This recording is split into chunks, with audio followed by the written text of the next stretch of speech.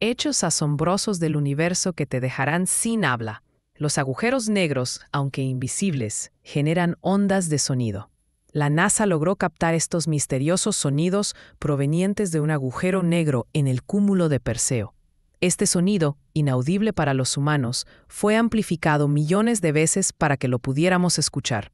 Es un zumbido profundo, una especie de eco cósmico que viaja por el espacio. Estas ondas de sonido atraviesan el gas caliente que rodea al agujero negro, creando vibraciones misteriosas que nos permiten oír el universo como nunca antes. Este descubrimiento nos muestra que el universo no es un vacío silencioso, sino un lugar lleno de sonidos sorprendentes. Estos zumbidos nos recuerdan que el cosmos es un lugar colmado de secretos esperando a ser desvelados.